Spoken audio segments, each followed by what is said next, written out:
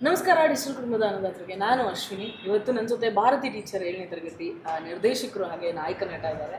ಅವರಿಬ್ಬರನ್ನು ಮಾತನಾಡಿಸ್ತಾ ಹೋಗೋಣ. ಹಾಗೆ ನಮ್ಮ ಚಾನಲ್ಗೆ ವೆಲ್ಕಮ್ ಕೊಡೋಣ. ಸರ್ ವೆಲ್ಕಮ್ ಇಬ್ಬರಿಗೂ. Thank you. ನಮಸ್ತೆ ಸರ್, ಮೊದಲನೇದಾಗಿ ಭಾರತಿ ಟೀಚರ್ 7ನೇ ತರಗತಿ ಈ ಟೈಟಲ್ ಯಾಕೆ ಅಂತ ಹೇಳೋದಾದ್ರೆ? ಅದು ಸಿಂಪಲ್. ಭಾರತಿ ಅನ್ನುವ 7ನೇ ತರಗತಿ ಓದುವ ಹುಡುಗಿ ತನ್ನ ಊರಿನ ಪ್ರತಿಯೊಬ್ಬರಿಗೂ ಕೂಡ ಕನ್ನಡದಲ್ಲಿ ಓದೋದು ಬರೆಯೋದು ಕಲಿಸ್ತೀನಿ ಅಂತ ಒಂದು ಸಂಕಲ್ಪ ಮಾಡ್ತಾಳೆ. ಯಾಕೆ ಅನ್ನೋದಕ್ಕೊಂದು ಬೇರೆ ಸ್ಫೂರ್ತಿಯ ಕಥೆ ಇದೆ. ಸೊ ಈ ಸಂಕಲ್ಪವನ್ನು ಅವಳು ಹೇಗೆ ಎಷ್ಟೆಲ್ಲ ಸವಾಲುಗಳನ್ನು ಎದುರಿಸಿ ಜಾಣತನದಿಂದ ಕಷ್ಟ ನಷ್ಟ ನೋವುಗಳನ್ನು ಅವಮಾನಗಳನ್ನು ಅನುಭವಿಸಿ ಹೇಗೆ ಸಾಧಿಸ್ಕೊಳ್ತಾಳೆ, ಅದೇ ಕತೆ. ಸೊ ಭಾರತಿ ಟೀಚರ್ 7ನೇ ತರಗತಿ. ಭಾರತಿ ಅನ್ನೋ ಹುಡುಗಿ ಈ ಕಲಿಸೋದ್ರ ಮೂಲಕ ಭಾರತಿ ಟೀಚರ್ ಆಗ್ತಾಳೆ. ಸರ್, ಇದು ಭಾರತಿ ಅನ್ನೋದು ಸಿನಿಮಾದಲ್ಲಿ ಕ್ಯಾರಿ ಆಗುತ್ತೆ? ಹೌದು, ಅದೇ ಹೇಳಿದೆ. ಭಾರತಿ ಎನ್ನುವ ಹುಡುಗಿ 7ನೇ ತರಗತಿ ಓದುವ ಹುಡುಗಿ. ಇದು ಹೆಂಗೆ ಸರ್ ಸ್ಟೋರಿ ಹೆಂಗೆ ಸ್ಟಾರ್ಟ್ ಆಯ್ತು? ಈ ಸ್ಟೋರಿ ಹೇಗೆ ಎಲ್ಲಾದರೂ ಇದನ್ನ ನೋಡಿದ್ದು ಅಥವಾ ಇದನ್ನ ಈ ಥರ ತರಬೇಕಿತ್ತು ಸಿನಿಮಾದಲ್ಲಿ ಅಂತ ಇದ್ದ? ಇಲ್ಲ, ಇದಿಷ್ಟೇ ಸಿಂಪಲ್. ಏನಪ್ಪ ಅಂದರೆ, ಒಂದು ಹುಡುಗಿ ತನ್ನ ಊರಿನ ಪ್ರತಿಯೊಬ್ಬರಿಗೂ ಕೂಡ ಓದೋದು ಬರೆಯೋದು ಕಲಿಸ್ಬೇಕು ಅಂತ ತೀರ್ಮಾನ ಮಾಡಿದ್ರೆ ಏನೇನೆಲ್ಲ ಸಮಸ್ಯೆಗಳನ್ನು ಎದುರಿಸ್ತಾಳೆ, ಅವಮಾನಗಳನ್ನು ಅನುಭವಿಸ್ತಾಳೆ, ಇರೋದೆಲ್ಲ ಒಂದು ಥಾಟ್ ಬಂತು. ಇದನ್ನು ಒಂದು ಸಿನಿಮಾವಾಗಿ ಮಾಡಬಹುದು ಅಂತ ಅನ್ನಿಸ್ತು. ಚೆನ್ನಾಗಿತ್ತು. ನಾನು ಈ ಸಿನಿಮಾವನ್ನು ಇನ್ನೂ ತುಂಬ ದೊಡ್ಡವರು ಕೂಡ ನಿರ್ಮಾಣ ಮಾಡಬೇಕಿತ್ತದು. ಅದ್ರ ಬಗ್ಗೆ ಆಮೇಲೆ ಹೇಳ್ತೀನಿ. ಅವ್ರಿಗೆ ಪ್ರತಿಯೊಬ್ಬರಿಗೂ ಕೂಡ ನಾನು ಹೇಳಿದ್ದು 2 ಸಾಲು. ಈಗ ನಿಮ್ಗೇನು ಹೇಳಿದ್ನಲ್ಲ, ಭಾರತಿ ಎನ್ನುವ 7ನೇ ತರಗತಿ ಓದುವ ಹುಡುಗಿ ಎಲ್ಲರಿಗೂ, ತನ್ನ ಹಳ್ಳಿಯ ಎಲ್ಲರಿಗೂ ಓದೋದು ಬರೆಯೋದು ಕಲಿಸಬೇಕು ಅಂತ ತೀರ್ಮಾನ ಮಾಡ್ತಾಳೆ. ಹೇಗೆ ಸಾಧಿಸ್ಕೊಳ್ತಾಳೆ ಕತೆ, ಅಷ್ಟೇ. ಸರ್, ನಿಮ್ಮದು ಪಾತ್ರ ಸಿನಿಮಾದಲ್ಲಿ ಹೀರೋನ್ದು ಒಂದು ಕಡೆ ಆದರೆ, ಒಂದು ನಮಗೆ ಎಜುಕೇಷನ್ ಬೇಕು ಅನ್ನೋ ಒಂದು ಹೋರಾಟ ಆದರೆ ನಮಗೆ ಅದರ ಅಗತ್ಯ ಇಲ್ಲ ಅನ್ನೋ ಒಂದು ನೀವು ಹೇಳ್ತೀರಾ ಸಿನಿಮಾ? ಇಲ್ಲ, ಖಂಡಿತ ಇಲ್ಲ. ನಾನು ಇಲ್ಲ ಆಗಿರ್ತೀರಾ ಅಂತ ಆಡಿಯನ್ಸ್ಗೆ ಹೌದಾ ಅದು ಅಂತ? ಇಲ್ಲ, ಅದನ್ನ ಈ ಪಾತ್ರವನ್ನು ನಾನು ಹೇಳ್ತೀನಿ, ಆಮೇಲೆ ಆತನ ಅನುಭವ ಹೇಗಿತ್ತು ಅಂತ ಹೇಳ್ತೀನಿ. ಆಕೆ ಒಂದು ಪ್ರಯತ್ನ ಇರ್ತದೆ. ಈ ಪ್ರಯತ್ನಕ್ಕೆ ಸವಾಲುಗಳು ಬರ್ತವೆ. ಈ ಸವಾಲುಗಳು ಕೆಲವು ಸಾಮಾಜಿಕವಾಗಿ ಒಂದು ಕಾಳಜಿಯ ಮೇಲೆ ಬರುವಂಥದ್ದಾದರೆ ಸರಿ, ಆದರೆ ವಿನಾಕಾರಣವಾಗಿ ಬರ್ತದೆ, ಕೆಲವೊಂದು ವೈಯಕ್ತಿಕವಾಗಿ ಬರ್ತದೆ. ಅದರ ರೂಪವಾಗಿ ಆತ ಅಲ್ಲಿ ಇದನ್ನು ಮಾಡ್ತಾನೆ. ಆ್ಯಕ್ಚುಲಿ ಹೇಳಬೇಕಂದ್ರೆ this is A very strong character. ಆತ ಕೆಟ್ಟವನಲ್ಲ, ಆದರೆ ಕೆಲವೊಂದು ಕಾರಣಕ್ಕಾಗಿ ಆತ ವಿರೋಧಿಸ್ತಾ ಇಲ್ಲ. ಅವನದೇ ಆದಂಥ ಒಂದು ಬೇರೆ ಹೋರಾಟ ಇದೆ. ಆ ಹೋರಾಟಕ್ಕೆ ಈ ಇಶ್ಯೂವನ್ನು ಬಳಸ್ಕೊಳ್ತಾನೆ. ಅದು ಈತನ ಒಂದು ಪಾತ್ರ. ಒಂದು ಕ್ರಾಂತಿಕಾರಿ ಮನಸ್ಥಿತಿಯ ಹುಡುಗ, ಬೇಸಿಕ್ಲಿ ಒಂದು ಸಂಘಟನೆ. ನನ್ನ ಕ್ಯಾರೆಕ್ಟರ್ ಅಂದರೆ ಡೇ ಟು ಡೇ ಲೈಫಲ್ಲಿ ನೋಡ್ತಾ ಇರ್ತೀರಾ, ನನ್ನ ಕೆಲಸಗಳಾಗಿಲ್ಲ ಅಂದರೆ ಫ್ರಸ್ಟ್ರೇಷನ್ ಬರುತ್ತಲ್ವ, ಆ ಫ್ರಸ್ಟ್ರೇಷನ್ನೇ ನಾನು ಆ ಸಿನಿಮಾಗೆ. ಫ್ರಸ್ಟ್ರೇಷನ್ ಕೊಡೋನು ನಾನೇ, ನನಗೂ ಫ್ರಸ್ಟ್ರೇಷನ್ ಬರುತ್ತೆ, ಡೈರೆಕ್ಟರ್ಗೂ ಫ್ರಸ್ಟ್ರೇಷನ್ ಇದೆ, ಆಡಿಯನ್ಸ್ಗೂ ಒಂದು ಪಾಯಿಂಟಲ್ಲಿ ಕೊಡ್ತೀನಿ. ಎಷ್ಟು ಇಂಪ್ಯಾಕ್ಟ್ ಆಗುತ್ತೆ ಸರ್ ನಿಮ್ಮದು ಪಾತ್ರ ಸಿನಿಮಾಗೆ? ಖಂಡಿತವಾಗಿ ಅದು ಯಾಕೆ ಇಂಪ್ಯಾಕ್ಟ್ ಆಗುತ್ತೆ ಅಂದರೆ, ಕತೆ ಒಂದು ಸರಳವಾಗಿ, ಅಂದರೆ ಈಗ ನೋಡಿ ಹೀಗೆ ಡಿಸೈಡ್ ಮಾಡಿದ್ಲು, ಇದಕ್ಕೆ ಅವ್ರು ಸ್ವಲ್ಪ ಮುಗಿದೋಗತ್ತೆ. ಅದು ಸವಾಲುಗಳಿರಲ್ಲ, ಆದರೆ ಸವಾಲುಗಳು ಯಾವಾಗಲೂ ನಾನಾ ರೀತಿಯಲ್ಲಿ ಬರುತ್ತೆ. ನಾವು ನಿರೀಕ್ಷೆ ಮಾಡದೆ ರೀತಿಯಲ್ಲಿ ಸವಾಲುಗಳು ಬರೋದೇ ಜೀವನ. ಈ ರೀತಿಯ ಸವಾಲುಗಳು ಈತನ ರೂಪದಲ್ಲಿ ಬರ್ತದೆ. ಇದು ಎಷ್ಟು ಸ್ಟ್ರಾಂಗ್ ಆಗಿರುತ್ತೆ ಅಂದರೆ, ತನ್ನ ಉದ್ದೇಶ ಈಡೇರೋದಿಲ್ಲ ಅನ್ನೋವಂತಹ ಪರಿಸ್ಥಿತಿಯ ನೋವನ್ನು ಅಲ್ಲಿ ನಾವು ತರ್ತೀವಿ. ಎಂತೆಂಥವ್ರು ಸಪೋರ್ಟ್ ಮಾಡ್ತಾರೆ, ಅದ್ರ ಬಗ್ಗೆ ಹೇಳ್ತೀನಿ. ಅದು ಅಷ್ಟೆಲ್ಲ ಮಾಡಿದರೂ ಕೂಡ ಒಬ್ಬ ವ್ಯಕ್ತಿಯ ಮನಸ್ಥಿತಿಯಿಂದ ಇಡೀ ಒಂದು ಉದ್ದೇಶ ಹಾಳಾಗ್ತಾ ಹೋಗೋ ಸಾಧ್ಯತೆಗಳಿರ್ತದೆ. ಅಂತಹ ಒಂದು ಪಾತ್ರವಾಗಿ ಅವರು ಬೇರೆನೇ ರೀತಿಯಲ್ಲಿ ಕಾಣಿಸ್ಕೊಳ್ತಾರೆ. ಸರ್, ನಿಮ್ಮ ತಯಾರಿ ಹೇಗಿತ್ತು ಈ ಪಾತ್ರಕ್ಕೆ? ಯಾಕಂದರೆ ಚಾಲೆಂಜಿಂಗ್ ಆಗಿದೆ. ಯಾಕಂದ್ರೆ ಒಂದು ಹೀರೋ ಅಂದಮೇಲೆ ಒಂದು ಲವರ್ ಬಾಯ್ ಕಾಣಿಸ್ಕೊಳ್ತಾರೆ. ಅದು ನಿಮ್ಗೆ ಗೊತ್ತು ಸಿನಿಮಾ ಹೇಗಿರುತ್ತೆ ಅಂತ. ನೀವು ಇವಾಗ ಸಿನಿಮಾದಲ್ಲಿ ಒಂದು ಬೇರೆ ಶೇಡಲ್ಲಿ ಕಾಣಿಸ್ಕೊಳ್ತೀರಾ. ಸೊ ಅದು ತಯಾರಿಯಲ್ಲಿ ಹೇಗೆ ಮಾಡ್ಕೊತಾ ಇದ್ದೀರಿ, ಏನು? ನಾನು ಪರ್ಸ್ನಲಾಗಿ ಆ್ಯಕ್ಟಿಂಗ್ ಕ್ಲಾಸಸ್ ಎಲ್ಲ ಹೋಗಿದ್ದೆ, ಹೊರಗಡೆ ಥಿಯೇಟರ್ಸು ವರ್ಕ್ಶಾಪ್ ಎಲ್ಲ ಮಾಡ್ಕೊಂಡಿದ್ದೀನಿ. ನನಗೆ ಪ್ಲಸ್ ಪಾಯಿಂಟ್ ಏನಂದರೆ, ನಮ್ಮ ಡೈರೆಕ್ಟರ್ ಸರ್ ಸೆಟ್ಟಲ್ಲಿ OJT ಥರ ಆನ್ ಜಾಬ್ ಟ್ರೈನಿಂಗ್ ಥರ ಕೊಟ್ಟರು. ಅಲ್ಲಲ್ಲೇ ಪ್ರಿಪೇರ್ ಮಾಡಿ ಫುಲ್ಲು ಟೀಚರ್ ಅವರು. ಆ ಥರ ಪ್ರಿಪ್ರೇಷನ್, ಅದೇ ಸರ್ ಕ್ಯಾರೆಕ್ಟರೈಸೇಷನ್ ಹೇಳಿದ್ರು ಈ ಥರ ಅಂತ. ನಮ್ಗೆ ಅರ್ಥ ಆಗುತ್ತಲ್ವ ಆ ಕ್ಯಾರೆಕ್ಟರ್ಸು. ಸೊ ಅದನ್ನು ಒಳಗಡೆ ಆ ಕ್ಯಾರೆಕ್ಟರ್ ಬಿಲ್ಡ್ ಮಾಡಿ ಅದನ್ನು ತೋರಿಸೋದ್ರಲ್ಲಿ ಹೆಲ್ಪ್ ಆಯಿತು ಸರ್ರಿಂದ. ಸರ್ ಈಗ ನಾವು ಈಗ ಟ್ರೈಲರ್ ನೋಡಿದಾಗ ಆದಿ ಸರ್ ಇದ್ದಾರೆ, ಆಮೇಲೆ ಈಗ ಆದಿ ಸರ್ ಏನು ಕ್ಯಾರೆಕ್ಟರ್ ಬಂದು ಹೋಗ್ತಾರೆ ಸರ್ ಅದು ಹೇಳಿ ಸರ್. ಈ ಸಿನಿಮಾದಲ್ಲಿ ಇದು ಇಂಟ್ರೆಸ್ಟಿಂಗ್ ಆದಂಥ ವಿಚಾರ, ಆದಿ ಸರ್ ಪಾತ್ರವನ್ನು ಸಂತೋಷ್ ಲಾಡ್ ಸರ್ ಅವರು ಮಾಡಬೇಕಿತ್ತು. ನಮ್ಮ ಕರ್ನಾಟಕ ಸರ್ಕಾರದ ಮಾನ್ಯ ಕಾರ್ಮಿಕ ಸಚಿವರಾದಂಥ ಸಂತೋಷ್ ಲಾಡ್ ಅವರು ಬಂದು ಪ್ರೆಸ್ ಮೀಟಲ್ಲಿ ಕೂಡ ಅನೌನ್ಸ್ ಮಾಡಿದರು. ಅವತ್ತು ನಾಗೇಂದ್ರ ಪ್ರಸಾದ್ ಅವರಿದ್ದರು, ಸಂತೋಷ್ ಸರ್ ಬಂದು ಈ ಸಿನಿಮಾದ ಕತೆ ನನಗೆ ತುಂಬ ಇಂಪ್ರೆಸ್ ಆಗಿದೆ, ಹಾಗಾಗಿ ನಾನು ಈ ಸಿನಿಮಾದಲ್ಲಿ ನಟಿಸೋದಕ್ಕೆ ಒಪ್ಕೊಂಡಿದ್ದೀನಿ, ಇದು ನನಗೆ ಎಕ್ಸ್ಪೀರಿಯನ್ಸ್ ಇಲ್ಲ, ಅದನ್ನೊಂದು ಪ್ರಯತ್ನ ಮಾಡ್ತಾ ಇದ್ದೀನಿ, ಇಂಪ್ರೆಸಿವ್ ಆಗಿದೆ ನನಗೆ ಅಂತ ಅವ್ರು ಹೇಳಿದರು. ಹಾಗೆ ಅಲ್ಲೂ ಒಂದು ಮಾತು ಹೇಳಿದರು, ಬಟ್ ನನಗೆ ಇದು ಗೊತ್ತಿಲ್ಲದೆ ಇರೋದರಿಂದ ತುಂಬ ಹೆದರಿಕೆ ಇದೆ, ಏನು ಮಾಡ್ತೀನಿ ಗೊತ್ತಿಲ್ಲ ಅಂತ. ಸೊ ಕೊನೆಗೂ ಅವರು ತುಂಬ ದಿವಸ ಕಾಯಬೇಕಾಯಿತು. ಹಾಗಾಗಿ ಈ ಸಿನಿಮಾದ ಕೊನೆ ಹಂತದ ಶೂಟಿಂಗ್ ಆಗೋದಕ್ಕೆ ನಾವು ಫೆಬ್ರವರಿ 23ನೇ ತಾರೀಕಿಗೆ ನಾವು ಸಿನಿಮಾದ ಪೋರ್ಷನನ್ನು ಮುಗಿಸಿದ್ವಿ. ಕೊನೆಯ ಒಂದು 15-20% ಒಂದು DC ಪಾತ್ರ, ಅದು ಒಬ್ಬ DC ಪಾತ್ರವನ್ನು ಅವರು ಮಾಡೋದಕ್ಕೆ ಒಪ್ಕೊಂಡಿದ್ರು. ಅದಕ್ಕೆ ನಾವು ಅಷ್ಟೂ ದಿವಸ ಕಾಯಬೇಕಾಯಿತು, 7-8 ತಿಂಗಳು. ಕೊನೆಗೂ ಅವರು ಇದು ನನ್ನಿಂದ ಆಗದ್ದು ಅಂತ ಹೇಳಿ ಅವರು ಒಂದು ಇದನ್ನು ತಲುಪಿಸಿ ತುಂಬ ನೊಂದ್ಕೊಂಡ್ರು. ಅದರದ್ದು ಆಮೇಲೆ ಅವರ ಪಾತ್ರದನ್ನು ಹೇಳೋದು. ಸೊ ಆಗ ನಾವು ಅವರ ಆ ಪಾತ್ರಕ್ಕೆ ನಾವು ಆದಿತ್ಯ ಸರ್ ಅವರನ್ನು ವಿಶೇಷ ಗೌರವಪೂರ್ವಕವಾಗಿ ಕರೆದಿದ್ದೀವಿ. ಈಗ ಅದು ಅಪ್ರೋಚ್ ಮಾಡೋದಕ್ಕೆ ಏನು ಹೇಳಿದ್ರು ಆದಿ ಸರ್, ಈ ಥರ ಇದೆ ಅನ್ನೋದು? ಅಲ್ಲ, ಅವರು ನಾವು ಕಾನ್ಸೆಪ್ಟ್ ಕಳಿಸಿದ್ವಿ, ಇದನ್ನು ಅವ್ರದ್ದು ಸೀನ್ಗಳು ಕಳಿಸಿದ್ವಿ, ಎಲ್ಲ ನೋಡಿದ್ರು. ಹಿ ಫೆಲ್ಟ್ ಹ್ಯಾಪಿ, ಅದ್ರ ಬಗ್ಗೆ ಏನು ಮಾತಿಲ್ಲ, ಚೆನ್ನಾಗಿದೆ, ಇದು ಮಾಡ್ಬೋದು. ಇದರಲ್ಲಿ ಇದು ಆ್ಯಕ್ಚುಲಿ ಈಸ್ ಎ ಹೀರೋ, ಅವರು ಅದೊಂದು ಬೇರೆ. ಆದರೆ ಒಂದು ಏನು ಗೌರವ ಪಾತ್ರ ಅಂತ ಕರೆಯುವಾಗ ಅದು ನಿಜಕ್ಕೂ ಗೌರವ ತರುವಂಥದ್ದು ಅಂತ ಪರಿಶೀಲಿಸ್ತಾರೆ. ಇದು ನಿಜವಾಗ್ಲೂ ಮಾಡಬೇಕು ಅಂತ ಅವ್ರಿಗೂ ಅನ್ನಿಸ್ತು. ಒಂದು ಕನ್ನಡದ ಕಾಳಜಿಯ ಕುರಿತಾದಂಥ ಚಿತ್ರ, ಸರಿ ನಾನು ಮಾಡ್ತೀನಿ ಅಂತ ಅವರು ಕೂಡ ಅಭಿನಯಿಸೋದಕ್ಕೆ ಒಪ್ಕೊಳ್ತಾರೆ. ಒಂದು 3 ದಿವಸದ ಇದರಲ್ಲಿ ಬಂದು ಅವರು ಒಂದು ಅತಿಥಿ ಪಾತ್ರವನ್ನು, ಗೌರವ ಪಾತ್ರವನ್ನು ತುಂಬ ಚೆನ್ನಾಗಿ ನಿರ್ವಹಿಸಿಕೊಟ್ಟಿದ್ದಾರೆ. ಅದು ವೆರಿ ಪಾಸಿಟಿವ್. ಅದು ಇದ್ರ ಜೊತೆಗೆ ಕೊನೆಗೆ ಇಷ್ಟೆಲ್ಲ ತೊಂದರೆ ಆಗಿದ್ದರಿಂದ ಕೊನೆಯಲ್ಲಿ ಒಂದು ಮುಖ್ಯಮಂತ್ರಿ ಪಾತ್ರ, ಇವಳ ಯಶಸ್ಸಿನ ನಂತರ ಮುಖ್ಯಮಂತ್ರಿಗೆ ಅಭಿನಂದಿಸಿ ಕರೆದು ಸನ್ಮಾನ ಮಾಡುವಂಥದ್ದು ಒಂದು ಇತ್ತು. ಅದಕ್ಕೆ ನಾವು ಬೇರೆ ಯಾರು ಅಂತ ಯೋಚಿಸ್ತಾ ಕೊನೆಗೆ ಇದೊಂದನ್ನು ನಾನು ಮಾಡ್ತೀನಿ, ಒಂದು ಚಿಕ್ಕದೊಂದು. ನಮ್ಮ ಸಂತೋಷ್ ಲಾಡ್ ಅವರು ಕೂಡ ಈ ಚಿತ್ರದಲ್ಲಿ ಒಂದು ಕೊನೆಗೂ ಅವರು ಒಪ್ಪಿಕೊಂಡು ಅದರದ್ದು ಕೂಡ ಆ ಮುಖ್ಯಮಂತ್ರಿ ಪಾತ್ರದಲ್ಲಿ ಅವರು ಬಂದು ಆ ಹುಡುಗಿನ ಅಭಿನಂದಿಸುವಂಥದ್ದು ಪಾತ್ರ ಮಾಡಿದ್ದಾರೆ.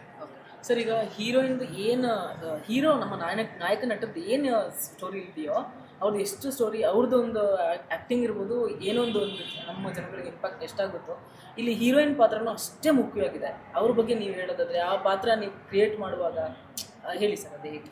ಇಲ್ಲಿ ನಾನು ಒಂದು ವಿಷಯ ಹೇಳ್ತೀನಿ. ಕತೆ ಮೊದಲನೇ ಹೀರೋ, ಕಾನ್ಸೆಪ್ಟ್ ಮೊದಲನೇ ಹೀರೋ. ಸೊ ಭಾರತಿ ಎನ್ನುವ ಪಾತ್ರ ಅದಕ್ಕೆ ಜೀವ ತುಂಬುವಂತಹ ಒಂದು ಪಾತ್ರ. ಇದು ಜೀವ ತುಂಬುವಂಥ ಒಂದು ಪಾತ್ರ ಆಗಿರುವಾಗ ಭಾವುಕತೆಯೇ ಆ ಪಾತ್ರದ ಒಂದು ದೊಡ್ಡ ಶಕ್ತಿ. ಆ ಭಾವುಕತೆಯನ್ನು ನಾವು ಒಂದೇ ಸಮ ಭಾವುಕತೆಯನ್ನು ಹೇಳ್ತಾ ಹೋದರೆ ಏನಾಗ್ತದೆ, ಒಂಚೂರು ನಮ್ಮ ಡಿಸ್ಟರ್ಬ್ ಆಗ್ತದೆ ಮೈಂಡ್. ಒಂದೇ ಗೋಳನ ಕಥೆಯನ್ನು ಇದ್ರ ಕಥೆಯನ್ನು ಹೇಗೆ ನೋಡೋದು ಅಂತ ಅನ್ನಿಸ್ತದಲ್ಲ, ಹಾಗೆ ಒಂದು ಮೊನೋಟನಸ್ ಆದಂಥ ಒಂದೇ ಕಥೆಯ ಸುತ್ತ ಹೋಗುವಾಗ ಮಧ್ಯ ನಾವು ಈ ಮೊದಲೆಲ್ಲ ಹಾಸ್ಯ ಪಾತ್ರಗಳನ್ನು ತರ್ತಾ ಇದ್ವಿ, ಅಥವಾ ಫೈಟ್ಸ್ ತಂದುಬಿಡ್ತಿದ್ವಿ, ಏನೋ ಒಂದು ಡ್ಯಾನ್ಸು ಸಾಂಗ್ ಈ ಥರ ತರ್ತಾ ಇದ್ವಿ. ಇದರಲ್ಲಿ ಹಾಗಿಲ್ಲ, ಇಡೀ ಸಿನಿಮಾ ಸಂಗೀತಮಯವಾಗಿದೆ. ಸೊ ಈ ಪಾತ್ರ ತುಂಬ ಭಾವುಕವಾಗಿ ಅಭಿನಯಿಸಿದೆ. ಅದರ ಮಧ್ಯೆ ಒಂದಷ್ಟು ವೇರಿಯೇಷನ್ಸ್ ಬೇಕಲ್ಲ, ಹಾಗಾಗಿ ನಾವು ಈ ಪಾತ್ರವನ್ನು ತಂದಿದ್ದೀವಿ. ಸೊ ಇದನ್ನು ಅದೇ ಕಾರಣಕ್ಕೋಸ್ಕರ ನಾನು ಹೀರೋ ಅಂತ ಕರೆಯೋದಕ್ಕಿಂತ ಹೆಚ್ಚಾಗಿ ಆ್ಯಂಗ್ರಿ ಯಂಗ್ ಮ್ಯಾನ್ ಅಮಿತಾಬ್ ಅನ್ನುವಂಥದ್ದು ಏನೊಂದು ಪಾತ್ರ ಇತ್ತಲ್ಲ, ಅದನ್ನು ಆ್ಯಂಟಿ ಹೀರೋ ಅಂತ ಕರಿತಾ ಇದ್ರದು. Is not villain but is anti hero. ಅದು ಆ್ಯಂಗ್ರಿ ಯಂಗ್ ಮ್ಯಾನ್, ಇದೇ ಥರದ ಆ್ಯಂಗ್ರಿ ಯಂಗ್ ಮ್ಯಾನ್ ಆತ. ಸೊ ಒಂದು ಆ್ಯಂಟಿ ಹೀರೋ ಥರ ಇರುತ್ತೆ. ಬಟ್ ಫೈನಲ್ ಆಗಿ ಕೊನೆಯಲ್ಲಿ ಬದಲಾಗುವಂಥದ್ದು ಏನಿರುತ್ತಲ್ಲ, ಅದು ಹೇಗೆ ಏನು ಎತ್ತ ಬದಲಾಗ್ತಾನ ಅನ್ನುವಂಥದ್ದು ಅದೆಲ್ಲ ಬೇರೆಯೇ ಆದಂಥ ಕತೆ ಇರುತ್ತೆ. ಸೊ ಆ ಥರದ ಒಂದು ಪಾತ್ರವಾಗಿ ಈ ನಮ್ಮ ಹೀರೋ ಪಾತ್ರ, ಅದನ್ನು ಆಂಟಿ ಹೀರೋ ಪಾತ್ರ ಅಂತ ಬೇಕಿದ್ರೂ ಕರಿಬೋದು ನೀವು. ನಾನು ಆ ರೀತಿ ಅದನ್ನು ಸೃಷ್ಟಿ ಮಾಡಿರೋದು. ಶೂಟಿಂಗ್ಸ್ ಎಲ್ಲ ಎಲ್ಲಿ ಮಾಡಿದ್ರಿ? ನಾವು ನಾವು ಮದ್ದೂರಿನ ಹುಲಿಗೆರೆಪುರ ಅಂತ ಒಂದು ಹಳ್ಳಿ ಇದೆ. ಆ ಹಳ್ಳಿಯನ್ನು ನಾವು ಆಯ್ಕೆ ಮಾಡಿಕೊಂಡ್ವಿ. ತುಂಬ ಒಳ್ಳೆಯ ಪರಿಸರ, ಅಲ್ಲಿಯ ಜನಗಳು, ಸುತ್ತಮುತ್ತಲಿನ ಹಳ್ಳಿಯ ಜನಗಳು. ಎಲ್ಲಿ ನಾವು ಅದೊಂಥರ ನಮಗೆ ಹುಲಿಗೆರೆಪುರ ಅದೊಂಥರ ನಮ್ಮೂರಾಗೋಗ್ಬಿಟ್ಟಿತ್ತು. ಅದು ಯಾವ ಮನೆಗೆ ಬೇಕಾದರೂ ಹೋಗಿ ನಾವು ಆರಾಮಾಗಿ ಯಾರು ಬೇಕಾದ್ರೂ ಬರ್ರಿ ಕಾಫಿ ಕುಡೀರಿ ಅಷ್ಟೇ, ಆ ಥರದ್ದೊಂದು ತುಂಬ ಒಳ್ಳೆಯ ಇದನ್ನು ಮಾಡಿದ್ರು. ಹುಲಿಗೆರೆಪುರದಲ್ಲಿ ನಮ್ಮ ಸಿದ್ದಪ್ಪಣ್ಣ ಅಂತ ಇದ್ದಾರೆ, ಅವರು ತುಂಬ ಸಹಾಯ ಮಾಡಿದ್ರು. ಅವ್ರ ಮನೆಯವರು, ಮಕ್ಕಳು, ಅವರ ಫ್ಯಾಮಿಲಿ ಎಲ್ಲ ವಿ ಆರ್ ವೆರಿ ಹ್ಯಾಪಿ. ಆ ವಿಷಯದಲ್ಲಿ ತುಂಬ ಒಳ್ಳೆಯ ಜನ ಚೆನ್ನಾಗಿ ಸಪೋರ್ಟ್ ಮಾಡಿದ್ರು. ಈಗ ನಮ್ಮ ಕನ್ನಡ ಚಿತ್ರರಂಗದಲ್ಲಿ ನಿಮಗೆ ಎಷ್ಟು ಜನ ಸಪೋರ್ಟಿವ್ ಇದ್ದಾರೆ ಸರ್ ಈ ಸಿನಿಮಾ ಮಾಡುವಾಗ? ಅಥವಾ ನೀವು ಯಾರಿಗಾದ್ರೂ ಅಪ್ರೋಚ್ ಮಾಡಿದ್ದೀರಾ ಅಂತ ನಮ್ಮ ಸಿನಿಮಾ ಬರ್ತಾ ಇದೆ ಏನು ಗೊತ್ತಾ ಏನಂತ? ಏನಾದರೂ ನಿಮಗೆ ಸಪೋರ್ಟಿವ್ ನಿಂತಿದ್ದಾರಾ ಅಂತ? ಸೊ ಅಲ್ಲ ಆಗಿರ್ಬೋದು ಅಥವಾ ಪ್ರಮೋಷನ್ಸ್ ಎಲ್ಲ ಆಗಿರ್ಬೋದು, ಅಥವಾ ನಿಮಗೆ ಬೆಂಬಲವಾಗಿ ನಿಂತಿದ್ದಾರೆ ಯಾರು? ನಿಮಗೆ ಯಾರಾದರೂ ಸ್ನೇಹಿತರು ಕನ್ನಡ ಇದ್ದವರು? ಅಲ್ಲ ಅದೆಲ್ಲ ಇದೆ. ಅಂದರೆ ಈಗ ಇಷ್ಟು ವರ್ಷಗಳಲ್ಲಿ ನಾವು ಇಂಡಸ್ಟ್ರಿನಲ್ಲಿರೋದ್ರಿಂದ ನಮ್ಮ ಸ್ನೇಹಿತ ಒಳಗ, ಆಪ್ತ ಬಳಗ, ಇವರೆಲ್ಲರೂ ಕೂಡ ಕಥೆಯ ಬಗ್ಗೆ ಮತ್ತು ನಮ್ಮ ಸಾಮರ್ಥ್ಯದ ಬಗ್ಗೆ ನಂಬಿಕೆ ಇಟ್ಟು ಸಪೋರ್ಟಿಂಗ್ ಆಗಿದ್ದಾರೆ. ಅದರ ಬಗ್ಗೆ ಏನು ಡೌಟೇ ಇಲ್ಲ. ಕತೆ ಚೆನ್ನಾಗಿದೆ, ಚಿತ್ರಕಥೆ ಚೆನ್ನಾಗಿದೆ, ಸಂಭಾಷಣೆ ಅರ್ಥಪೂರ್ಣವಾಗಿದೆ. ಆಮೇಲೆ ಅದಕ್ಕೆ ತಕ್ಕ ಹಾಗೆ ಒಂದು ಗಟ್ಟಿಯಾದ ನಿರ್ದೇಶನವನ್ನು ಮಾಡಿದ್ದೀನಿ ಅನ್ನುವಂಥ ನಂಬಿಕೆ ನನಗಿದೆ. ಏನು ಉಳಿದಿದ್ದು ಜನ ಹೇಳ್ತಾರೆ. ಆದರೆ ಒಂದು ವಿಷಯದಲ್ಲಿ ನನಗೆ ತುಂಬ ಹೆಮ್ಮೆ ಇದೆ, ಡೌಟ್ ಇಲ್ಲ ಅಂತಂದರೆ ಈ ಚಿತ್ರದ ಸಾಹಿತ್ಯ ಮತ್ತು ಸಂಗೀತ ಇದನ್ನು ಕೂಡ ನಾನೇ ಮಾಡಿರೋದು. 10 ಹಾಡುಗಳಿದೆ ಈ ಸಿನಿಮಾದಲ್ಲಿ. ಎಲ್ಲವೂ ಕೂಡ ಕಥೆಯ ಒಳಗೆ ಬಂದಿರುವಂಥ ಹಾಡುಗಳು, ಒಂದಕ್ಕಿಂತ ಒಂದು ಅದ್ಭುತವಾದ ಹಾಡುಗಳಿದೆ. ಆ ಹಾಡುಗಳನ್ನು ಕೇಳಿದರೆ ನಿಮಗೆ ಒಂದು ಒಂದು ಒಂದು ಸ್ಪಷ್ಟ ಚಿತ್ರ ಸಿಗ್ತದೆ ಹೇಗಿದೆ ಇದ್ರದ್ದೊಂದು. ಹೃದಯ ಮನತಟ್ಟುವ ಹಾಗಿದೆ. ಅದರಲ್ಲಿ ಈತನಿಗಾಗಿ ಒಂದು ಬಾಬಾ ಕನ್ನಡಿಗ ಅನ್ನುವಂಥ ಒಂದು ಹಾಡಿದೆ. ನೀವು ಅದನ್ನು ಬಳಸ್ಕೊಳ್ಬಹುದು ನಿಮ್ಮ ಇದರದಕ್ಕೆ. ತುಂಬ ಅರ್ಥಪೂರ್ಣವಾದಂಥದ್ದು. ಇದಾದಮೇಲೆ ಆ ಹುಡುಗಿಯ ಪರ್ಫಾರ್ಮೆನ್ಸ್ಗೆ ಇನ್ನು ಉಳಿದ ಹಾಡುಗಳು ಬರ್ತದೆ. ಇನ್ನೊಂದು ಮುಖ್ಯವಾಗಿ ನಮಗೆ ತುಂಬ ಚೆನ್ನಾಗಿ ಸಪೋರ್ಟ್ ಮಾಡಿದಂದರೆ ಸಿ ಕೈ ಚಂದ್ರು ಅವರು. ಹೌದು, ಅವರು ಈ ಹುಡುಗಿಯ ಮೇಸ್ಟರ್ ಪಾತ್ರ. ಅಂದರೆ ಈ ಹುಡುಗಿಯ ತಂದೆಯ ಸ್ನೇಹಿತ ಅವರು ಆ ಚಿತ್ರದಲ್ಲಿ. ಈ ಹುಡುಗಿ ತಂದೆಯನ್ನು ಕಳ್ಕೊಂಡಂತ ಇದಾದಾಗ ಆಕೆಯನ್ನು ಪೋಷಿಸಿ ಬೆಳೆಸಿ ಜೊತೆಗೆ ನಿಂತು ಅವರು ಆಕೆಗೆ ಈ ರೀತಿಯ ತಿಳುವಳಿಕೆ, ಆದರ್ಶ, ಪ್ರಯತ್ನ ಇಂಥದ್ದನ್ನೆಲ್ಲ ತಲೆಗೆ ತಂದಂಥವ್ರು ಅವರು. ಮುಖ್ಯವಾಗಿ ಅದು ಮಾಡುವಾಗಲೂ ಒಂದು ಸ್ವೀಟ್ನೆಸ್ ಇರಬೇಕು. ಈ ಗಾಂಧೀಜಿ ತಾತದ ಬಗ್ಗೆ ಕೂಡ ಅಲ್ಲಿ ಹೇಳ್ತಾರೆ. ಹೌದೌದು, ಅವರು ಅವಳೊಳಗೆ ಇಂತಹ ಒಂದು ವ್ಯಕ್ತಿತ್ವವನ್ನು ರೂಪಿಸಿದಂತಹ ಪಾತ್ರ ಸಿ ಕೈ ಚಂದ್ರು ಸರ್. ಅವರು ಅಯ್ಯೋ, ಅವರು ಯಾವಾಗ ಡೇಟ್ ಕೇಳಿದ್ರು ಅವ್ರಿಗೆ ನಾವು ಕೊಟ್ಟಷ್ಟು ಕಾಟ ಒಂದೆರಡಲ್ಲ. ಬಟ್ ನನ್ನ ಮೇಲಿನ ಒಂದು ವಿಶೇಷ ಪ್ರೀತಿಯಿಂದ, ಈ ಚಿತ್ರದ ಮೇಲಿನ ವಿಶೇಷ ಪ್ರೀತಿ ಕಾಳಜಿಯಿಂದ ಅವರು ಮನಪೂರ್ವಕವಾಗಿ ಅಭಿನಯಿಸಿದ್ದಾರೆ. ತುಂಬ ಒಳ್ಳೊಳ್ಳೆ ಸೀನ್ಗಳು, ಸಿಚುಯೇಷನ್ಗಳದು. ಅವ್ರಿಗೆ ನಾವು ತುಂಬ ಕೃತಜ್ಞರಾಗಿರ್ತೀವಿ. ಹಾಗೆ ಇದಕ್ಕೆ ಏನು ಜಿ ಗೋವಿಂದೇಗೌಡ ಅವರು, ಆಮೇಲೆ ದಿವ್ಯಾ ಅಂಚನ್ ಅವರು, ಅಶ್ವಿನ್ ಹಾಸನ್ ಅವರು, ನಂಜಪ್ಪಣ್ಣ ಅವರು, ಎಲ್ಲ ರಂಗಭೂಮಿಯ ಒಳ್ಳೊಳ್ಳೆ ಕಲಾವಿದರುಗಳನ್ನೇ ನಾವು ಆಯ್ಕೆ ಮಾಡ್ಕೊಂಡಿದ್ದೀವಿ. ಇನ್ನು ಉಳಿದಂಥ ಪಾತ್ರಗಳಿಗೆ ಹೊಸಬ್ರನ್ನೇ ತಗೊಂಡಿದ್ರು. ಒಂದು ಸಮರ್ಥವಾದಂಥ ಅಭಿನಯವನ್ನು ತೆಗೆಸಿದ್ದೀವಿ, ಮಾಡಿದ್ದಾರೆ, ಕೊಟ್ಟಿದ್ದಾರೆ. ಎಲ್ಲರೂ ಕೂಡ ಒಳ್ಳೆಯ ಅಭಿನಯವನ್ನು ನೀಡಿದ್ದಾರೆ. ನಿಮಗೆಲ್ಲೂ ಕೂಡ ಅದು ಮನಸ್ಸಿಗೆ ಅಹಿತ ಅಂತ ಅನಿಸುವ ಹಾಗೆ ಇರಲ್ಲ. ಇದು ನನ್ನ ನಂಬಿಕೆ. ಸೊ ನಿಮ್ಮ ಪಾತ್ರ ನಿಮಗೆ ಎಷ್ಟು ಸ್ಪೆಷಲ್ ಅನಿಸುತ್ತೆ? ಈ ಸಿನಿಮಾ ಒಪ್ಕೊಳ್ಳುವಾಗ ಹೆಂಗಿತ್ತು? ಇದು ನನ್ನ ಮೊದಲನೇ ಸಿನಿಮಾ. ಸೊ ಸರ್ ಅದು ನರೇಟ್ ಮಾಡಿದಾಗಲೇ ಆಬ್ವಿಯಸ್ಲಿ ಆ ಕ್ಯಾರೆಕ್ಟರ್ ಅಷ್ಟೊಂದು ಸ್ಟ್ರಾಂಗ್ ಇದೆ. ಸೊ ನಮಗೂ ಅದು ಪರ್ಫಾರ್ಮ್ ಮಾಡಿದ್ರೆ ನಮಗೂ ವಿಸಿಬಲ್ ಆಗೋ ಚಾನ್ಸಸ್ ಇರುತ್ತೆ. ಸೊ ಅದಕ್ಕೆ ನಾವು ಓಕೆ ಅಂದಿದ್ವಿ. ಬಟ್ ಚಾಲೆಂಜಿಂಗ್ ಆಗಿತ್ತು. ಅವರು ಭಾರತಿ ಏನಿದ್ದಾರೆ, ಅಷ್ಟೊಂದು ಜನ ಎಕ್ಸ್ಪೀರಿಯನ್ಸ್ ಕ್ಯಾರೆಕ್ಟರ್ ಇರುವಾಗ, ಎಕ್ಸ್ಪೀರಿಯನ್ಸ್ ಆ್ಯಕ್ಟರ್ಸ್ ಇರುವಾಗ ಅವ್ರ ಮುಂದೆ ಪರ್ಫಾರ್ಮ್ ಮಾಡಬೇಕಂದ್ರೆ ಒಂಚೂರು ಭಯ. ಅದು ಮೊದಲನೇ ಸಲ. ಯಾಕೆ ಅಂದರೆ ಮೊದಲನೇ ದಿನನೇ ಕ್ಲೈಮ್ಯಾಕ್ಸ್ ಶೂಟ್ ಮಾಡಿದ್ದು. ಮೊದಲನೇ ದಿನನೇ ಕ್ಲೈಮ್ಯಾಕ್ಸಲ್ಲಿ ಅಭಿನಯಿಸಿರೋದು. Start ಮಾಡಿಸಿದ್ದೆ climax. ಕ್ಲೈಮ್ಯಾಕ್ಸ್ಗೆ ಹೋಗ್ಬಿಟ್ಟಿದ್ದಾರೆ. ಮೊದಲೇ starting first shot of my life climax ಇಟ್ಬಿಟ್ಟಿದ್ದಾರೆ ಪರ್ಫಾರ್ಮ್ ಮಾಡಿ ಅಂತ. ಬೆಸ್ಟ್, ಆದಷ್ಟು ಬೆಸ್ಟ್ ಕೊಟ್ಟಿದ್ದೀನಿ. ಕ್ಲೈಮ್ಯಾಕ್ಸ್ ಭಯ ಇದ್ರೂ ಇತ್ತು, ಮೊದಲನೇ ದಿವಸದ ಫುಲ್ಲು ಟೆರರ್. ಸರ್ ಸ್ವಲ್ಪ ಸಪೋರ್ಟ್ ಕೊಟ್ರೆ ಆಮೇಲೆ ಎಲ್ಲ ಆ್ಯಕ್ಟ್ರಸ್ಸು ಅವರು ಕಾಪ್ರೇಟ್ ಮಾಡಿದ್ದಾರೆ.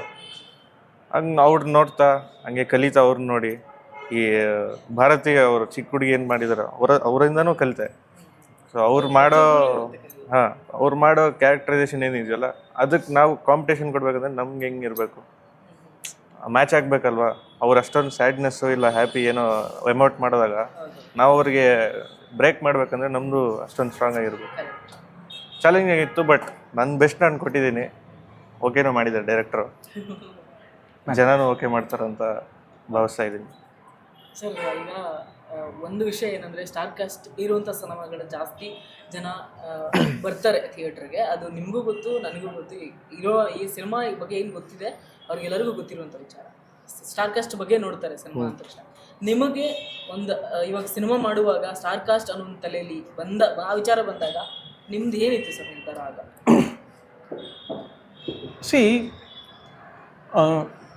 ಈ ವಿಷಯದ ಬಗ್ಗೆ ನನಗೆ ನಂದೇ ಆದಂಥ ಅಭಿಪ್ರಾಯ ಇದೆ. ಹೀರೋ ಚೆನ್ನಾಗಿದ್ದಾಕ್ಷಣ ಸಿನಿಮಾ ಹಿಟ್ಟಾಗೋಗ್ಬಿಡುತ್ತೆ ಅನ್ನುವಂಥದ್ದು ಸುಳ್ಳು. ಅದು ಈಗಲ್ಲ, ಯಾವತ್ತಿಂದನೂ ಕೂಡ. ನನ್ನ ಹೆಸರುಗಳು ಹೇಳೋದು ಬೇಡ, ಏನು ಸೌತ್ ಇಂಡಿಯನ್ ಸೂಪರ್ ಸ್ಟಾರ್ಗಳ ಸಿನಿಮಾಗಳು ಕೂಡ ಚೆನ್ನಾಗಿಲ್ಲ ಅಂದರೆ ಓಪನಿಂಗ್ ಕೂಡ ತಗೊಳ್ಳಲ್ಲ. ಎಲ್ಲ ಅದನ್ನು ನಾವು ತುಂಬ ನೋಡಿದ್ದೀವಿ. ಅಷ್ಟೇ ಯಾಕೆ ರಜನಿಕಾಂತ್ ಅವರ ಬಾಬಾ ಸಿನಿಮಾ ಕೂಡ ಅಂಥದ್ದೊಂದು ಎಫೆಕ್ಟ್. ಅದು ಅವರ ಲೈಫಲ್ಲಿ ಅದು ನೆನ್ಪಿಟ್ಕೊಳ್ಬೇಕಾದಂಥ ಒಂದು ದೊಡ್ಡ. ಸೊ ಈ ಸ್ಟಾರ್ಗಳ ಸಿನಿಮಾ ಅನ್ನುವಂಥದ್ದನ್ನು ಆಚೆ ಇಟ್ಟು ಕಂಟೆಂಟ್ ಸಿನಿಮಾ ಅನ್ನುವಂಥದ್ದು ಒಂದು ವರ್ಗ ಇದೆ. ಅದನ್ನು ನೀವು ನೋಡಿರ್ತೀರಿ, OTTಗಳಿರ್ಬೋದು, ಇನ್ನೊಂದು ಬೇರೆ ಪ್ಲಾಟ್ಫಾರ್ಮ್ಗಳಿರ್ಬೋದು. ಜನಕ್ಕೆ ಇಷ್ಟ ಆಗುತ್ತೆ ಅನ್ನೋದು ಒಂದು ಬೇರೆ ಬೇರೆ ಕಾರಣಗಳಿರ್ತದೆ. ನನಗೆ ಇದರಲ್ಲಿ ಒಂದು ಹುಡುಗಿಯ ಕತೆ, ಮತ್ತು ಇದರಲ್ಲಿರುವಂಥ ಒಂದು ಭಾವುಕತೆ, ಮತ್ತು ಇದರಲ್ಲಿ ಒಂದು ಕನ್ನಡ ಜಾಗೃತಿಯ ಕತೆ ಇದೆ. ಅದು ನಾವೇನು ಹೇಳಬೇಕಂತಿರ್ತೀವೋ ಅದನ್ನು ನಾವು ಹೇಳೋ ಪ್ರಯತ್ನ ಮಾಡಿದ್ದೀವಿ. ಫಲ ಕೊಡತ್ತೆ ಅನ್ನೋದು ನಂಬಿಕೆ. ಇನ್ನು ಉಳಿದಿದ್ದು ಅದು ನೋಡೋಣ. ಯಾಕೆಂದರೆ ಇಡೀ ಸಿನಿಮಾ ಇದನ್ನು ಮಾಡಿದ್ದು ಒಂದು ಸ್ಫೂರ್ತಿ ಯಾಕೆ ಬೇಕಂದರೆ, ಒಂದು ಮಗು ಮನಸ್ಸು ಮಾಡಿದ್ರೆ ಒಂದು ಹಳ್ಳಿ ಬದಲಾಯಿಸುತ್ತೆ. ಹಾಗೆ ಕೊನೆಯಲ್ಲಿ ಅದೊಂದು ಸಂದೇಶ ಇದೆ ಆ ಹುಡುಗಿ ಕಡೆಯಿಂದ. ಏನಪ್ಪ ಅಂದರೆ, ಇಲ್ಲಿ ಈ ನಮ್ಮ ರಾಜ್ಯದಲ್ಲಿರೋ ನನ್ನ ಹಾಗೆ ಲಕ್ಷಾಂತರ ಮಕ್ಕಳಿದ್ದಾರೆ. ಪ್ರತಿ ಮಕ್ಕಳು ಕೂಡ ಕನಿಷ್ಠ 10 ಜನಕ್ಕೆ ನಾನು ಕಲಿಸ್ತೀನಿ ಅನ್ನುವಂಥ ಒಂದು ಸಂಕಲ್ಪ ಮಾಡಲಿ ಅಂತ ನನ್ನ ಆಸೆ. ಅದಕ್ಕೆ ಸರ್ಕಾರ, ಸಂಸ್ಥೆ ಇದೆಲ್ಲವೂ ಕೂಡ ಸಹಾಯ ಮಾಡಲಿ ಅನ್ನೋವಂಥದ್ದು ಒಂದು ಆಶಯವನ್ನು, ಕನಸನ್ನು ಕೂಡ ಬಿತ್ತಿದ್ದಾಳೆ. ಅದು ಅಂಥದ್ದಕ್ಕೆ ಒಂದು ಸ್ಫೂರ್ತಿ ಸಿಗಲಿ ಅನ್ನೋದು ನಮ್ಮ ಒಂದು ಆಶಯ. ಖಂಡಿತ. ಯಾಕಂದರೆ ಈಗ ನಮ್ಮಪ್ಪ ಮೇಷ್ಟ್ರಾಗಿದ್ದರು, ಆ ಪಾತ್ರ ನನಗೆ ಇದು ಇನ್ಸ್ಪೈರ್ ಆಯಿತು. ಹೇಗೆ ಮಕ್ಕಳನ್ನು ಅವರು ಬೆಳೆಸ್ತಾರೇನೋ ಅಂಥದ್ದು ಚಂದ್ರು ಪಾತ್ರದಲ್ಲಿ ತಂದಿದ್ದೀವಿ. ಹಾಗೆ ಒಂದು ಮಗು ಮಾಡಿದ್ದು ಯಾವುದೋ ಕಾರಣಕ್ಕೆ ಮಕ್ಕಳುಗಳಿಗೆ ನಿಜವಾಗ್ಲೂ ಅದು ಇಷ್ಟ ಆಗ್ಬೋದು. ಯಾವುದೋ ಒಂದು ಕಾಲದಲ್ಲಿ ಹಸಿರು ತೋರಣ ಅನ್ನುವಂಥ ಒಂದು ಸಿನಿಮಾ ನೋಡಿ ನಾವು ಮನೇಲಿ ತರಕಾರಿ ಬೆಳೀತಾ ಇದ್ವಿ. ನಮಗೆ ಅವಾಗ 6ನೇ ಕ್ಲಾಸ್ 7ನೇ ಕ್ಲಾಸ್. ಅದರೆಲ್ಲ ಮಕ್ಕಳುಗಳು ಬೆಳೀತವೆ, ಅಪ್ರಿಷಿಯೇಟ್ ಮಾಡ್ತಾರೆ ದೊಡ್ಡವರು, ನೋಡಿ ಮಕ್ಕಳು ಹೇಗಿದ್ದಾರೆ ಅಂತ. ಹೌದಾ, ನಾವು ಮಾಡ್ತೀವಿ, ನಾವು ಎಲ್ಲ ಇದನ್ನು ತಂದು ಬೆಳೀತಿದ್ವಿ. It's an inspiring thing. ಒಳ್ಳೆಯದನ್ನು ಹೇಳೋಣ, ಎಷ್ಟು ಜನ ತಗೊಳ್ಳೋದನ್ನು ನೋಡೋಣ. ಈಗ ಯಾಕಂದ್ರೆ ಮೊಬೈಲ್ ಜಾಸ್ತಿ ಹೋಗ್ಬಿಡ್ತಿಲ್ಲ ಸರ್ ಕೈಯಲ್ಲಿ, ಅದಕ್ಕೋಸ್ಕರ. ಅಲ್ಲ, ಅದೇ ನಾವು ಈಗ ಏನು ಹೇಳ್ತಾ ಇದ್ದೀವಿ ಅಂದರೆ, ಮೂವಿಯಲ್ಲೂ ತೋರಿಸಿದ್ದಾರೆ ಅದು ಮೊಬೈಲ್ ಹೇಗೆ ಯೂಸ್ ಮಾಡಬೇಕು ಅಂತ. ಆ್ಯಕ್ಚುಲಿ ಆಗಿ ಹೇಗೆ ಯೂಸ್ ಮಾಡಬೇಕು, ಅವಳು ಹೇಗೆ ಯೂಸ್ ಮಾಡ್ತಾಳೆ, ಅವಳು ಜ್ಞಾನಕ್ಕೆ ಅದನ್ನು ಬಳಸ್ತಾಳೆ, ಯಾವುದಕ್ಕಾಗಿ ಬಳಸ್ಬೇಕು, ಮನರಂಜನೆಗಲ್ಲ, ಜ್ಞಾನಕ್ಕೆ. ಅದೆಲ್ಲ ತುಂಬ ಚೆನ್ನಾಗಿದೆ ಅದು ಕತೆ. ತೋರಿಸಿದ್ದಾರೆ. ಖಂಡಿತವಾಗಿ. ಸರ್, ಈಗ ಆಡಿಯನ್ಸ್ ಕೊನೆಯದ ಏನು ಹೇಳ್ತೀರಾ? ನಮ್ಮ ಸಿನಿಮಾ ಭಾರತೀಯ ಟೀಚರ್ 7ನೇ ತಾರೀಕು ಯಾಕೆ ನೋಡಬೇಕು ಅಂತ ಕೇಳಿದ್ರೆ ಅವ್ರಿಗೆ ಏನು ಹೇಳ್ತೀರಾ? ಖಂಡಿತವಾಗಿ 2 ವಿಷಯನ ಹೇಳೋದಕ್ಕೆ ನಾನು ಇಷ್ಟಪಡ್ತೀನಿ. ಭಾರತಿ ಟೀಚರ್ ಸಿನಿಮಾ ಮಕ್ಕಳ ಸಿನಿಮಾ ಮಾತ್ರ ಅಲ್ಲ. ಇದು ಮುಖ್ಯವಾದ ಉದ್ದೇಶ ಕನ್ನಡ ಜಾಗೃತಿ ಪ್ರತಿಯೊಬ್ಬರಲ್ಲೂ ಆಗಬೇಕು ಅನ್ನುವಂಥದ್ದು. ಇದರಲ್ಲಿ 2 ವಿಷಯವನ್ನು ನಾವು ಅಲ್ಲಿ ಹೇಳೋದಕ್ಕೆ ಪ್ರಯತ್ನ ಪಟ್ಟಿದ್ದೀವಿ. ಒಂದು ಮಗು ಮನಸ್ಸು ಮಾಡಿದ್ರೆ ಹೇಗೆ ತನ್ನ ಊರಿನಲ್ಲಿ ಒಂದು ಸಂಪೂರ್ಣ ಬದಲಾವಣೆಯನ್ನು ತರೋದಕ್ಕೆ ಸಾಧ್ಯ ಆಗುತ್ತೋ, ಹಾಗೆ ಪ್ರತಿ ಮಗು ಕೂಡ ತನ್ನ ಕೈಲಾದಂಥ ಬದಲಾವಣೆಯನ್ನು ತರೋದಕ್ಕೆ ಈ ಚಿತ್ರ ಸ್ಫೂರ್ತಿಯಾಗಲಿ ಅಂತ ಅನ್ನೋದು ನಮ್ಮ ಆಶಯ. ಕನಿಷ್ಠ ಒಂದು 10 ಜನಕ್ಕೆ ನಾನು ಕಲಿಸ್ತೀನಿ ಅಂತ ಅಂದರೆ, ಸೊ ಅವಳ ಕನಸಿನ ಪ್ರಕಾರ ನಿಜವಾಗ್ಲೂ ಇನ್ನೊಂದು 5 ವರ್ಷದಲ್ಲಿ ಕರ್ನಾಟಕ ಪೂರ್ತಿ ಕನ್ನಡಿಗರು ಇರ್ತಾರೆ. ಇದು ಈ ಆಶಯಕ್ಕಿಂತ ಇನ್ನೇನು ಹೇಳೋದು. ಇದ್ರ ಜೊತೆಗೆ ಯಾಕೆ ದೊಡ್ಡವರು ನೋಡಬೇಕು, ಗುರುಗಳಿಗೆ ಯಾಕೆ ನೋಡಬೇಕು ಅಂದರೆ, ಒಬ್ಬ ಟೀಚರು ಈ ರೀತಿ 10 ಮಕ್ಕಳಿಗೆ ಅವರು ಸ್ಫೂರ್ತಿ ಮಾಡ್ತು ಅಂದರೆ, ಒಬ್ಬ ಟೀಚರ್ ಮನಸ್ಸು ಮಾಡಿದ್ರೆ 100 ಜನರನ್ನು ಸಾಕ್ಷರರನ್ನಾಗಿ ಮಾಡಬಹುದು. ಒಂದು ಮಗು ಮನಸ್ಸು ಮಾಡಿದ್ರೆ 10 ಜನನ ಮಾಡುತ್ತೆ. ಒಬ್ಬ ಟೀಚರ್ ಮನಸ್ಸು ಮಾಡಿದ್ರೆ ಅಂತಹ 10 ಮಕ್ಕಳಿಗೆ ಅವರು ಸ್ಫೂರ್ತಿ ತುಂಬಿದ್ರೆ ನಾನು ಜೊತೆಗಿರ್ತೀನಿ ಅನ್ನುವಂಥದ್ದನ್ನು ಮಾಡಿದ್ರೆ, ಆಗ ಒಬ್ಬ ಟೀಚರ್ ಮನಸ್ಸು ಮಾಡಿದ್ರೆ 2 ತಿಂಗಳಲ್ಲಿ 100 ಜನರನ್ನು ಸಾಕ್ಷರರನ್ನಾಗಿ ಮಾಡಬಹುದು, ಬರೀ 2 ತಿಂಗಳಲ್ಲಿ. ಸೊ ಈ ರೀತಿಯ ಒಂದಷ್ಟು ಕನ್ನಡ ಜಾಗೃತಿಯ ವಿಚಾರಗಳನ್ನು ನಾವು ಇಟ್ಕೊಂಡಿರೋದ್ರಿಂದ ಸಾಕಷ್ಟು ಕನ್ನಡ ಸಂಘ ಸಂಸ್ಥೆಗಳು ಎಲ್ಲರೂ ನಾವು ಅಪ್ರೋಚ್ ಮಾಡಿರೋದ್ರಿಂದ ಅವರ ಬೆಂಬಲವೂ ಕೂಡ ಇಂತಹ ಒಂದು ಒಳ್ಳೆಯ ಆಶಯಕ್ಕೆ ಇರಬೇಕು ಅಂತಂತ ಇರೋದರಿಂದ ಎಲ್ಲ ಕನ್ನಡಿಗರು ಇದನ್ನು ನೋಡಬೇಕು, ಮಕ್ಕಳುಗಳನ್ನು ಪ್ರೋತ್ಸಾಹಿಸಬೇಕು, ಮತ್ತು ಅವರ ವ್ಯಕ್ತಿತ್ವ ಬೆಳೆಯುತ್ತೆ. ಇದು ಪಾಯಿಂಟ್. ಯಾತಕ್ಕೆ ಅವ್ರು ಮಾಡಬೇಕು ಮಕ್ಕಳು ಅಂದರೆ, ಕಲಿಯೋ ಹಂತದಲ್ಲಿರೋ ಮಕ್ಕಳಿಗೆ ಏಯ್ ಬಾಯ್ಲಿ ಅಂತೀವಿ. ಆ ಕಲಿಸೋ ಹಂತಕ್ಕೆ ಬಂದಾಗ ಬನ್ನಿ ಮೇಡಮ್, ಬನ್ನಿ ಮೇಸ್ಟರ್, ಬನ್ನಿ ಮಿಸ್ಟ್ರೇ ಅಂತಂದರೆ they feel proud of themself. ಅವರು ಬೆಳೀತಾರೆ, ಅವರು ಮಾನಸಿಕವಾಗಿ ಬೆಳೀತಾರೆ, ಉತ್ತರಗಳನ್ನು ಕೊಡುವ ಮಟ್ಟಕ್ಕೆ ಬೆಳೀತಾರೆ. ಪ್ರಶ್ನೆಗಳು ಕೇಳೋ ಮಟ್ಟಕ್ಕಲ್ಲ, ಉತ್ತರಗಳನ್ನು ಕೊಡೋ ಮಟ್ಟಕ್ಕೆ, ಕಂಡುಹಿಡಿಯೋ ಮಟ್ಟಕ್ಕೆ. ಈ ರೀತಿ ಅವರ ವ್ಯಕ್ತಿತ್ವ ವಿಕಾಸ ಆಗಬೇಕು, ಇದು ಉದ್ದೇಶ.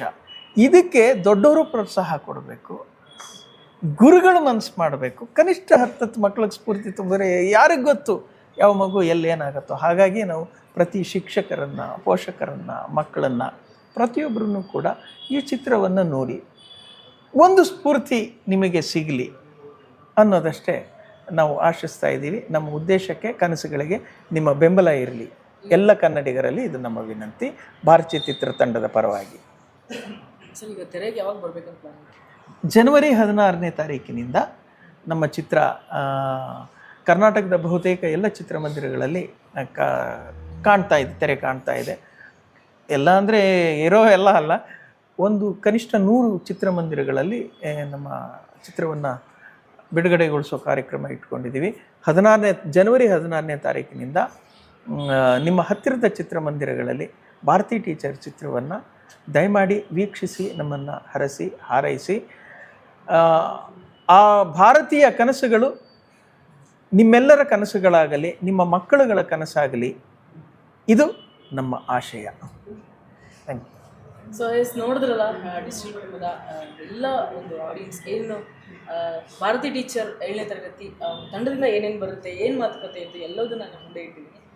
ಸೊ ಸಿನಿಮಾವನ್ನು ನೋಡೋದನ್ನು ಮಿಸ್ ಮಾಡಬೇಡಿ. ಇದೇ ತಿಂಗಳು 16ನೇ ತಾರೀಕು ತೆರೆಗೆ ಬರುತ್ತೆ. ಯಾರೆಲ್ಲ ಹತ್ತಿರದಲ್ಲಿದ್ದೀರಾ ಅವರೆಲ್ಲ ಚಿತ್ರಮಂದಿರಕ್ಕೆ ಹೋಗಿ ಸಿನಿಮಾವನ್ನು ನೋಡಿ ಕನ್ನಡ ಸಿನಿಮಾಗಳನ್ನು ಬೆಳೆಸಿ ಅಂತ ಹೇಳ್ತಾ. So thank you so much.